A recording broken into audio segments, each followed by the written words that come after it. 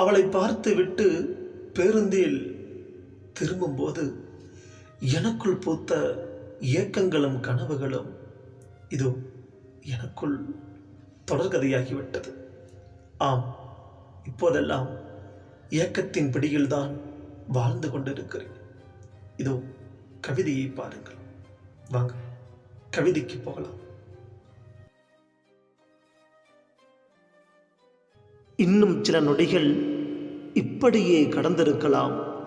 உன் விரல் கோர்த்தபடியே உலகத்தை ரசித்திருக்கலாம்.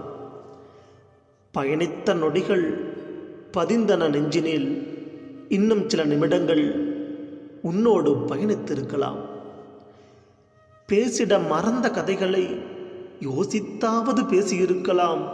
மௌன மொழியினை உடைத்து மனமொழியோடு உரையாடியிருக்கலாம். உன் கண்களில் என் உருவத்தை கண்டிருக்கலாம். உன் கருவிழிக்குள் நான் என்னை ஓவியம் தீட்டியிருக்கலாம். இமை அசைவனை இன்னும் இடைவிடாது ரசித்திருக்கலாம். இதழ் வெடிப்பு வரைபடத்தில் என் இதழ் முட்டி முத்தமிட்டு இருக்கலாம். பதட்டமான சூழலில் பயணித்தன நொடிகள். பேருந்து பயணத்தில் கனவுகள் தொடருதடி. மொத்த ஏக்கமும் இந்த பேருந்திலே கண்ணீரில் கரையுது, காற்றோடு மறையுது. மீண்டும் உன்னை காண்பது எப்போது?